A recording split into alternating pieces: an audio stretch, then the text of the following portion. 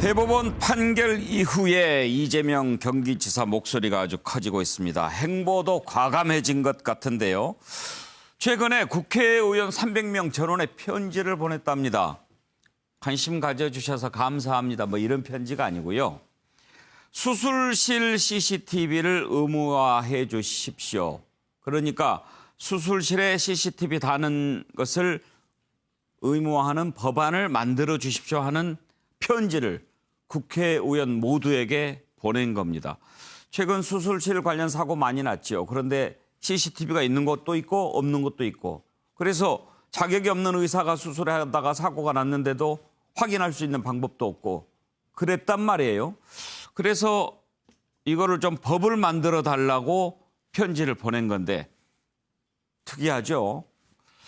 추미애 장관 얘기 방금 전에 했는데 이분도 아주 민감한 사안마다 요즘 목소리를 계속 내고 있습니다.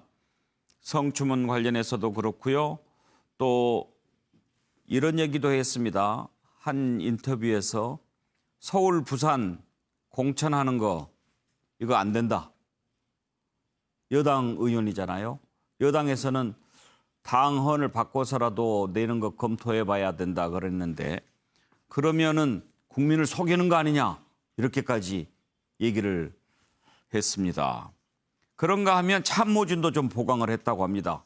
수석을 그전에는 다른 수석이었는데 정책 공약 수석으로 수석을 바꿨어요. 그냥 정책 수석인데 그렇게 해놓고 그 자리에 선거 전문가를 기용했다고 합니다. 그런가 하면 또 삼성 출신의 인사를 또 AI 산업 전략관으로 기용하고요.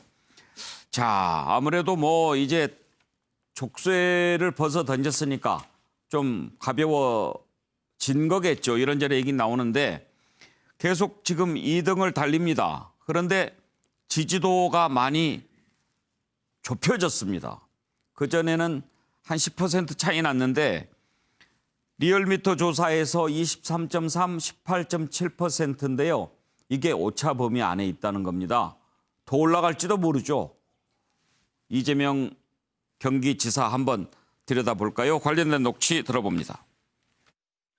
이렇게 지역에 있는 단체장이 중앙의원들 전원에게 일일이 편지로서 호소한다는 게 이게 굉장히 드물고 굉장히 적극적인 행동인데 혹시 이런 편지 또 쓰실 생각이세요? 계속할 생각이. 왜냐하면 저희가 일일이 만나 배워서 설명드리기 어렵고요. 수술실 CCTV는 온 국민 90% 가까이가 원하는 일인데 입법이 되지를 않습니다. 이런 사안들이 한두 개가 아니에요. 두 번째 편지로 부탁드리려고 하는 거는요.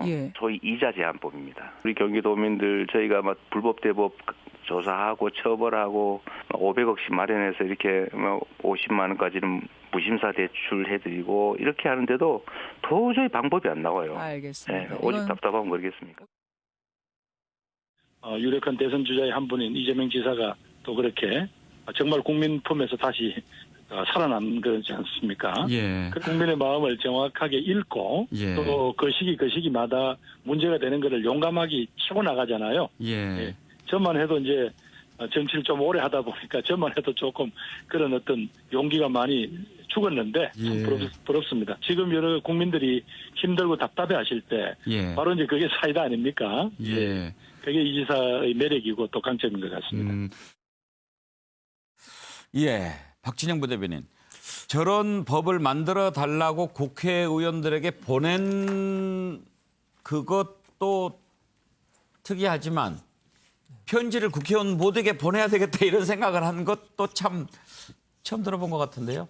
아니 뭐 친전들을 보내기도 합니다. 중진 정치인들은 전원한테. 예, 전원한테 보내기도 합니다. 예. 보내기도 하는데 보통 이제 본인의 개인 신상 문제라든가 자리 이동이 있을 때 이제 그런 것들을 보내기도 하는데 이 정책 제안을 보내는 경우는 참 상당히 좀 특이한 케이스죠. 특이한 케이스인데 이분이 사실은 이제 정책 아이디어가 많으신 분이고 사실은 이 정책에 재밌는 정책들, 뭐 기본소득이라든가 이번에 코로나 사태 문제나 이런 것들로 떴기 때문에 계속해서 이것들을 한번 제대로 잘 해보겠다 뭐 이런 취지인 것 같은데요. 뭐 물 들어올 때 노져라 이런 표현도 있습니다만은 저는 조금 뭐 하나 좀 말씀드리고 싶다면은 이 도지사로서 정책을 잘하는 것과 큰 그림을 그리는 것은 다르기 때문에 저는 좀 운명을 좀 기다릴 줄도 아시면 좋겠다 이런 생각이 듭니다. 문재인 대통령도 그 운명적으로 대통령이 되셨다 이런 이야기를 하시거든요. 아니, 그건 뭐냐면은 이 국민의 마음이 오는 것이 우선입니다. 오늘 특히 그 서울시장 문제, 부산시장 문제를 거론하신 것은 뭐 나중에 뒤에 보니까요 석고 대제 후에 공천을 할 수도 있다라는 말씀을 보태기는 하셨습니다만은 그런 정치적인 사안들은 조금 자제하시면서 본인이 잘하는 정책 한두 개를 가지고 천천히 좀 그렇게 가셨으면 좋겠다 이런 마음이 듭니다. 네. 예. 그 공천하면 안 된다 하는 부분은 좀 따로 떼어서 생각해 보려고 했는데 지금 말씀하셨으니까 그러면 아예 그 부분 관련 녹취를 좀 들어보죠. 그리고 함께 짚어보도록 할까요? 형사권도 신뢰가 중요하잖아요. 정치는 어떻습니까? 안 믿잖아요. 예. 또 거짓말하는구나. 근데 우리는 그러면 안 된다고 생각하고 저는 당연히 그렇게 생각하는데요. 우리가 그게 그냥 말도 아니고 규정으로 무슨 중대한 무슨 비리 혐의로 이렇게 될 경우에는 공천하지 않겠다고 써놨지 않습니까? 당원 당규에 썼죠. 네. 그러면 지켜야죠. 저는 이런 상황을 설마 상상은 못했죠. 예. 그렇다고 이걸 중대 비리가 아니라고 할 수는 없지 않습니까? 그러면 저는 정말 아프고 손실이 크더라도 기본적으로 약속을 지키는 게 맞다고 생각해요. 공천하지 않는 게 맞다고 생각하고요. 우리 당 당헌에는 예. 우리 민주당이 귀책 사유가 있는 경우에는 그 보궐선거 후보를 내지 않겠다라고 되어 있습니다. 그렇죠. 그런데 이거는 지금 말씀하신 대로 대한민국의 제 수도 그다음 제 2위 도시의 수장을 뽑는 선거인 만큼 사실은 당에 중요한 명운이 걸렸다고 할 만큼 큰 선거이지 않습니까? 예. 따라서 이것은 그 지역에서 고생해온 아마 당원 동지들의 견해가 제일 중요할 것 같고요. 예, 장성철 장 아무튼 이재명 지사 이렇게 보면 말하는데 뭐 거침이 없어요. 제가 살짝 좀 알아보니까 예. 하루에 한 건은 꼭 언론에 나올 수 있는 아젠다를 나에게 던져라. 그러면 내가 뭐 인터뷰를 하든 아니면 정책 발표를 하든 뭘 하든지 하겠다라고 내부적으로 좀 지침이 좀 내려갔습니다. 그래요? 시선 끌기의 달인입니다. 정말 저는 이재명 지사가 되게 위험한 분이다라는 생각이 들어요. 왜요? 왜냐하면 국가 정책에 대한 아젠다를 본인의 생각을 던지는 거는 그럴 수가 있어요. 근데 하지만 이 대법원에서 무죄 파기환송 결과 나온 다음에 중요한 페이스북에다가 되게 감성적인 접근을 하셨더라고요. 우리 형님과 함께 인사드립니다라는 것과 선영에 찾아가서 어머니 아버님 정말 사랑합니다. 이런 식의 감성적인 접근을 했어요. 되게 무서운 분 같습니다. 대권을 위해서는 자기가 정책적인 것과 국민의 감정을 흔드는 감성적인 부분 두 트랙으로 가야 된다라고 본인이 생각을 한 것 같습니다. 그런 부분에 있어서 저분이 이제 날개를 달았다.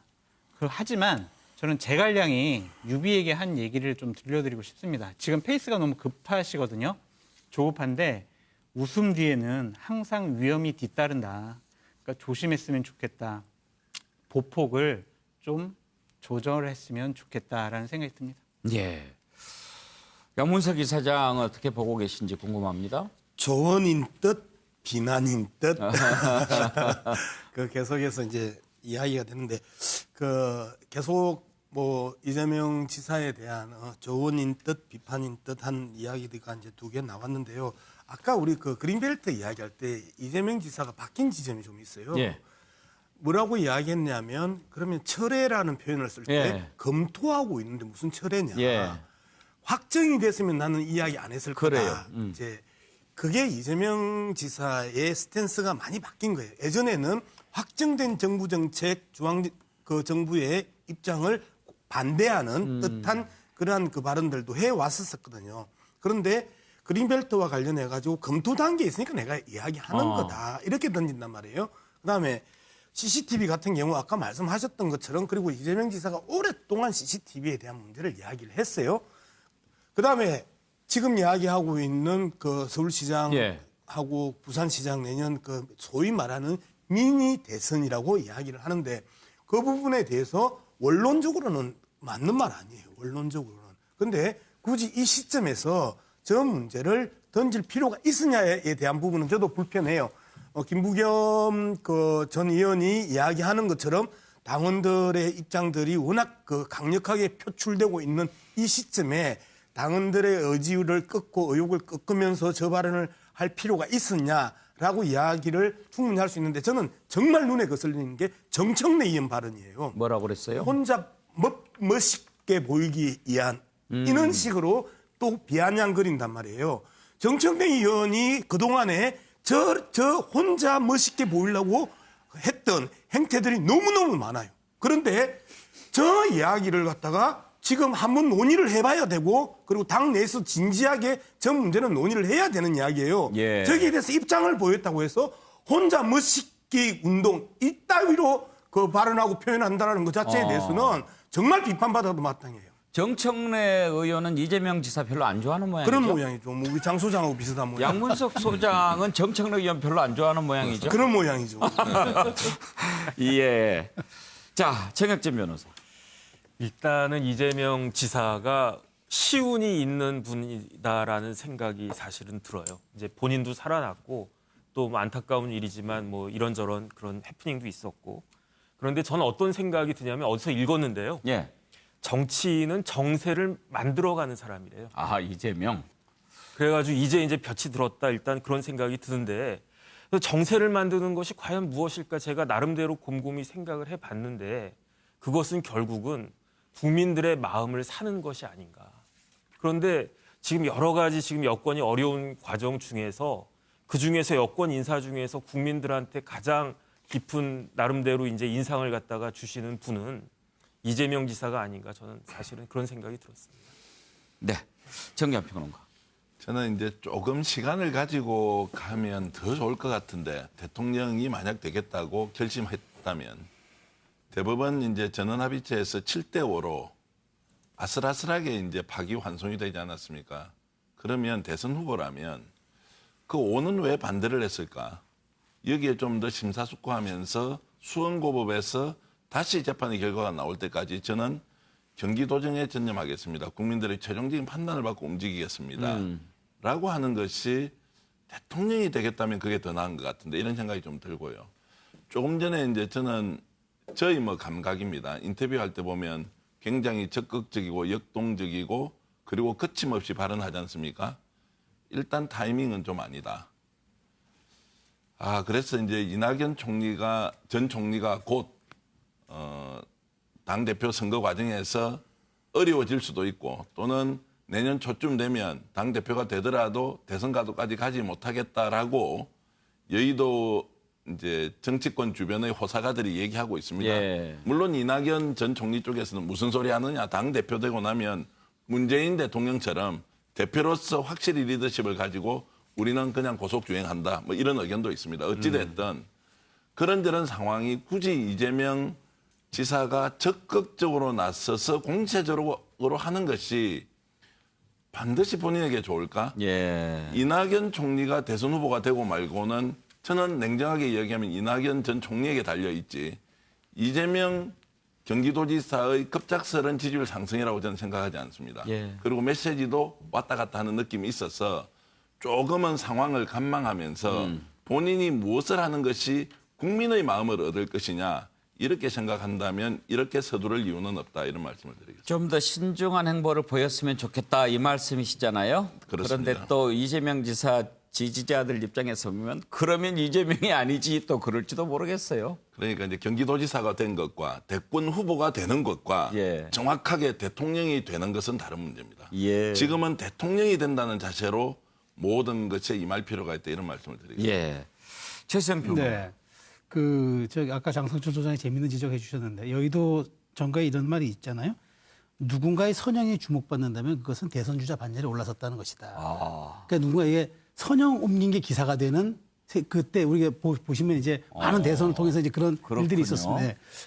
그거에 대한 얘기는 이미 이재명 지사가 대선 후보 반열에 올랐다는 뜻이에요. 선영 정치란 말도 있고 그렇죠. 그랬어요. 일부러라도 그렇게 뭐 주목받는 일들이 많았었는데 그런 점에서 제가 지금 눈여겨보는 거는 그 이재명 지사가 왜 300명 그 서한을 보내면서 CCTV 그다음에 이자 제한법 이렇게 민생 경제와도 관련이 있지만 그린벨트 그다음에 당 후보내 만든다 정치적인 것까지 거침이 없어요. 이건 메시지에 아주 명확성을 주는 거거든요. 저도 메시지 연구하는 사람으로서 이재명 지사는 아주 명확해요. 이거는 이낙연 대비 효과입니다. 이낙연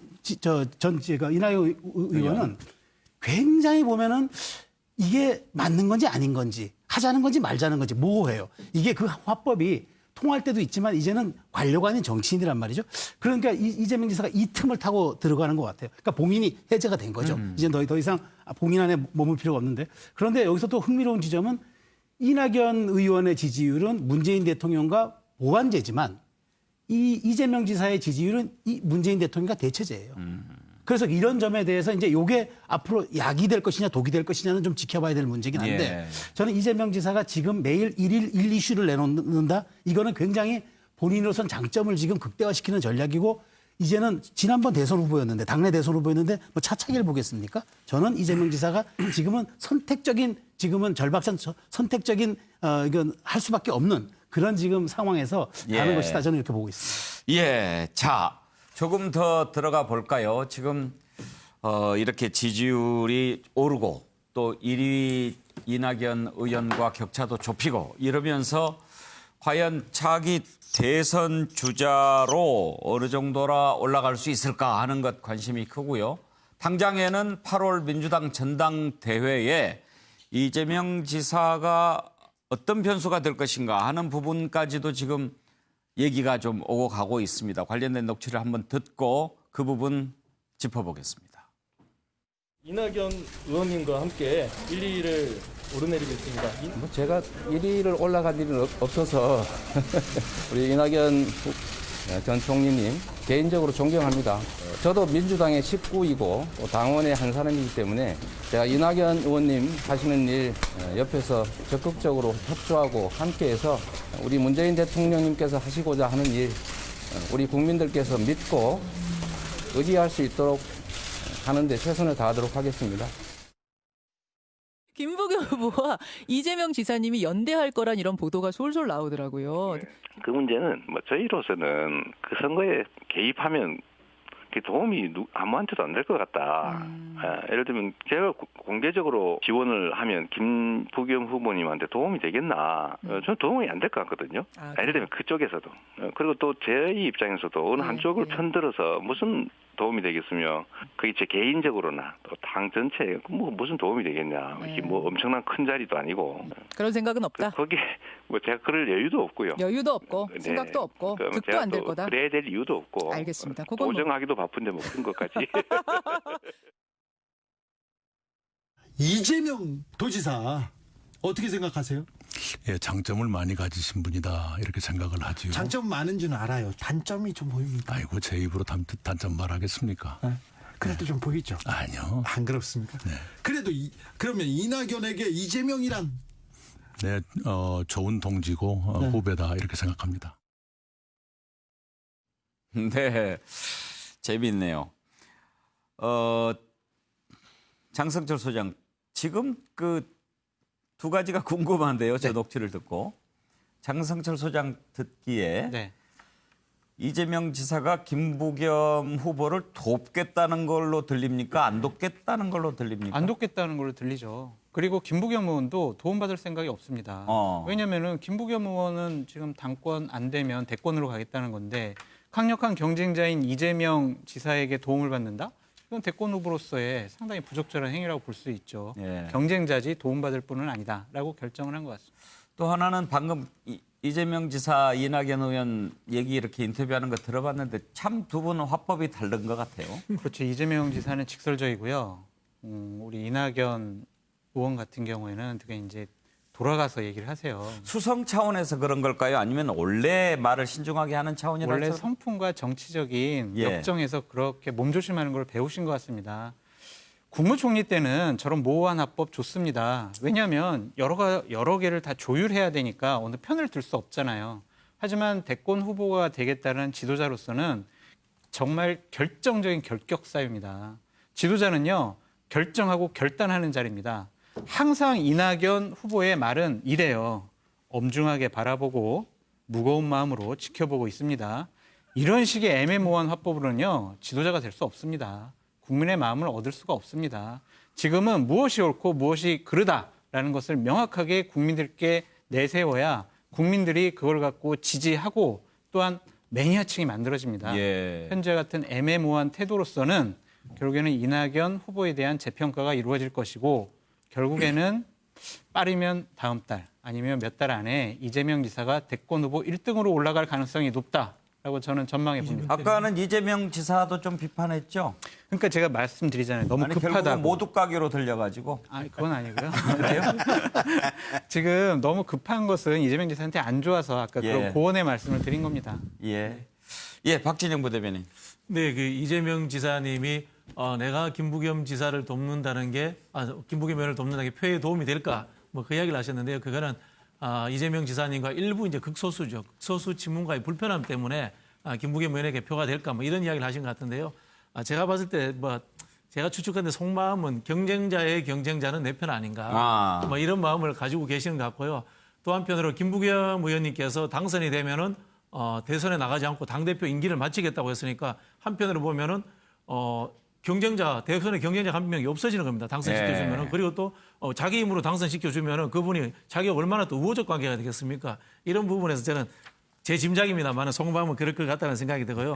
사실 우리 정치를 보는 시각들이 국민들이 그분이 내놓는 정책이라든가 비전 이런 걸 봅니다만은 물론 이재명 지사가 그런 걸 잘 내놓았지 않습니까? 그러나 국민들이 게임으로서 보는 방식이 있습니다. 지금 1등, 2등이 싸우는 입장이지 않습니까? 대선을 두고. 그렇기 때문에 저는 이재명 지사가 이 전당대회에 가장 중요한 변수로서 계속 언급되고 그 게임의 재미를 끝까지 누릴 수 있지 않을까 저는 뭐 그렇게 예측해 봅니다. 예.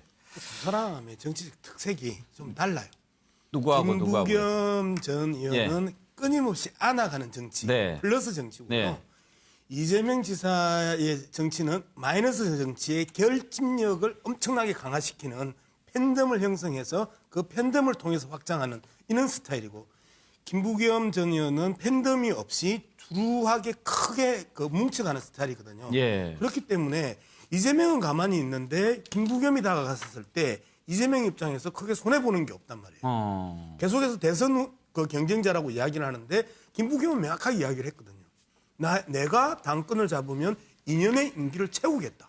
그러면 후내년 대통령 선거 이후 8월이란 말이에요. 그렇기 때문에 이재명 입장에서 김부겸을 안 도울 이유가 없는 거죠. 그런데 이낙연을 도왔었을 때 이재명은 상당히 있을 수 없는 일이 생길 수 있단 말이에요. 그렇기 때문에 연대의 가능성은 넓고 많은데 이재명이 선택을 할 때 김부겸을 선택하겠냐, 이낙연을 선택하겠냐라고 질문을 좁혀서 던졌을 때는 당연히 김부겸 전 의원을 선택할 가능성이 높죠. 그런데 뭐 정견평론가 보시기에 이재명 지사가 전당대회에 누구를 지지한다 이렇게 밝힐 것 같지는 않아 보이죠? 뭐 밝힐 수가 없고요. 왜냐하면 당대표 선거에서는 뭐 국회의원이나 지방자치단체장이 특정 후보를 공개 지지할 수가 없습니다. 그러나 이제 다 알고 있죠. 그런 것인데 저는 밝히더라도 선거 결과에 영향을 미치지도 못할 것이다. 저는 그렇게 보죠. 왜냐하면 지금은 당대표 선거가 당내의 민주당 당원 적게 보면 한 70만 명, 많게 보면은 한 120만 명 정도의 선거인단이 이제 투표를 하게 되는 것인데, 저는 당내에서는 이재명 경기도지사의 지분이 매우 약하고 실제로 이번 선거는 친문과 당권파가 누구를 지지할 것이냐, 이낙연 후보를 지지할 것이냐, 김부겸 후보를 지지할 것이냐가 저는 한 70에서 80%를 결론 내는 것이고, 다만 이재명 지사가 이렇게 급부상하는 이유는 이낙연 이제 후보가 부동의 대권 후보로서 1위 자리를 굳건히 하고 있으면 사실은 이재명 도지사가 이렇게 급부상할 가능성도 없는데, 오히려 확실치 않은 1등의 위치에서 언젠가는 새로운 대권 주자가 나올 것이다. 그렇게 해서 지금 김두관 의원 같은 분도 맹렬하게 뭐 사안별로 다 나서지 않습니까? 이제 그런 걸로 보면 이 지금 상황의 종합적인 결론은 이낙연 전 총리가 대권 후보로서 계속 자리를 확보하고 가느냐 아니냐의 게임이기 때문에 저는 이재명 도지사가 미칠 수 있는 영향은 극히 적다 이렇게 보고 있습니다. 정혁준 변호사. 일단은 이재명 지사하고 이낙연 전 총리가 제가 봤을 때 캐릭터가 너무너무 틀린 것 같아요. 살아온 배경부터 틀리고 지역도 틀리고 그다음에 뭐 이런저런 말씀하시는 것부터 성격까지 다 틀린 것 같은데, 그런데 공통점이 있어요. 어떤 공통점이 있냐면 이재명 지사는 이재명 지사대로, 이낙연 전 총리는 뭐 이낙연 의원이라고도 해야 되겠죠. 그 각각의 브랜드를 갖고 있는 것 같아요. 상반되지만 각각의 브랜드를 갖고 있는데 제가 봤을 때 어느 분야에서든지 성공을 갖다가 하려면 나름대로 자기만의 브랜드가 있어야 되는데 플러스 알파가 있어야 되는 게 그게 뭐냐면은 컨텐츠거든요. 그래서 지금부터는 아마 이낙연 의원과 이재명 지사 사이에 컨텐츠 경쟁이 시작될 것 같다는 게 제 생각이고 예. 그다음에 이제 야권 입장에서는 결국 이제 두 분이 이렇게 치열하게 경쟁하고 싸우는 가운데 EJ 해가지고 어부지리가 가능할 것인가 그게 한번 앞에 있는 누구고 뒤에 있는 누군가요? 앞에 있는 그 선배라고 하셨으니까 예. 이낙연 의원이고요. 예. 그 뒤는 후배니까 이재명 지사라고. 예. 자, 이재명 지사 관련해서 이모저모 짚어봤습니다.